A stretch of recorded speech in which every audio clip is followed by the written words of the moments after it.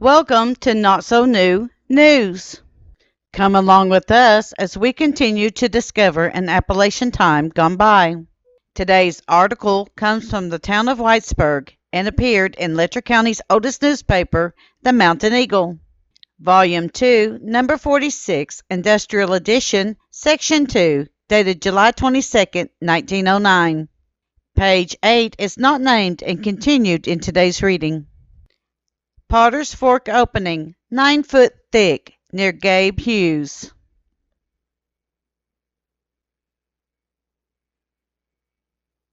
Prospectors traveling through the rugged roads of Letcher County.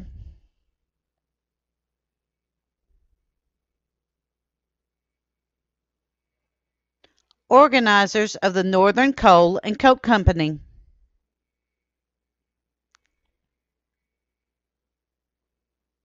Elder J.C. Day. On the head of Big Cowan, a few years ago, a ragged, perhaps disheartened, orphan boy trudged daily on his way to school. The twittering bird, as it danced on the leafy bough, encouraged him with its music. The laughing waters, as they sported and frolicked along, cheered him.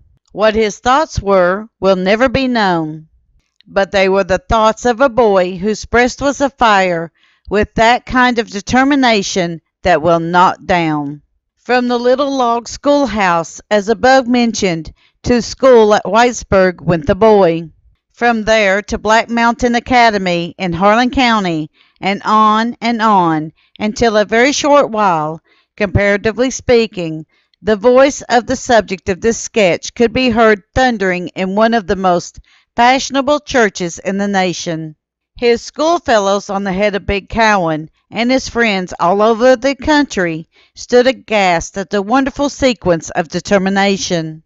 When the scroll upon which is written names the world's heroes, and a glint of the world's gaze is allowed to rest upon it, in a class to itself will stand the names of our poor boys, and one among them will be our hero. Who is it? Why, Jonathan C. Day, son of the late Mayor R.C. Day. John M. Riddle. The biographical sketches in the Industrial Eagle would be incomplete without one of John M. Riddle, whom most of you know. He was born in Wise County, Virginia, about the time of the great Civil War was about to wane. His father, the late Walter R. Riddle, was in the hottest of it, and on the Confederate side. More than 20 years ago, Mr. Riddle came to this country with his father, and has since been closely identified with the interests of our people. For a long time he was employed by the logging companies operating in this country, and has branded thousands of big logs. John Riddle is a true, loyal Democrat, and has ever been prominent in the councils of his party. He is an honest, earnest citizen, and numbers his friends by the thousands all over eastern Kentucky. Eagle, $1 a year in advance. Popular representative of the Northern Coal and Coke Company. G.B. Vaughn. Where the affairs of a large corporation bring it in close contact with the local people, its successes due no less to its local representatives than to its most important officers. Mr. G.B. Vaughn, whose picture appears above, has been with the Northern Coal and Coke Company since its organization, having assisted in laying its foundation for 2 or 3 years prior to its organization. Since about the year 1900, he has been closely and intimately connected with every citizen in those portions of the different counties in which the company has been interested. This includes the larger part of Letcher, Knott, Pike, and Floyd.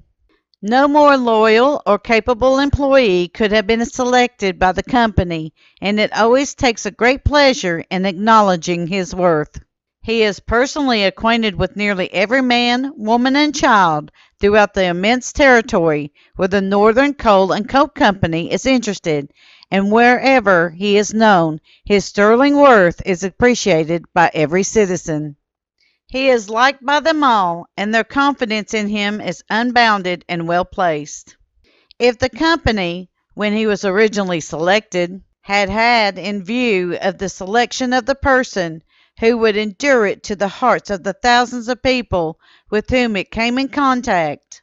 No better selection than that of Mr. Vaughan could have been made, and the more intimately acquainted one becomes with him, the more he is loved. Like all the other representatives of the company, he is a native Kentucky mountaineer, having been born and raised in Johnson County.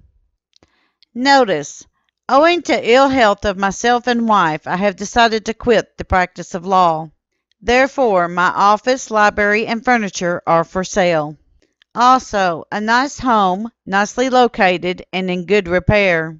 All well secured by insurance. Prices reasonable. Call on or address D.D. Fields, Whitesburg, Kentucky. Eagle, $1 a year in advance. Big coal opening at B.F. Johnson's, one of Pike County's foremost capitalists.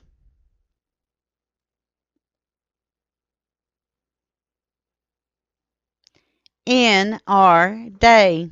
Randall Day is the son of Justice H.T. Day and is one of our best and progressive business farmers. He is about 35 years of age, resides on his farm near Whitesburg, and is rearing an intelligent family of children. Mr. Day was educated in the common schools and followed the profession of teaching for a while, till he concluded that he was a better farmer than teacher. In the spring of this year, Mr. Day became a candidate for the county court clerk, but as it is known, was defeated for the nomination. Mr. Day's reputation for honesty, business integrity, and sobriety has endeared him to a great host of friends. He is prominent in every move for the betterment of the county and is a leader in the fraternal circles. Prospectors en route to Elkhorn coal fields.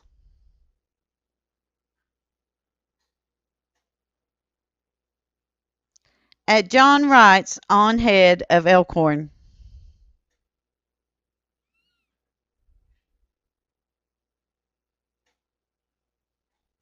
8 1/2 feet coal opening on Wright's Fork at Boone.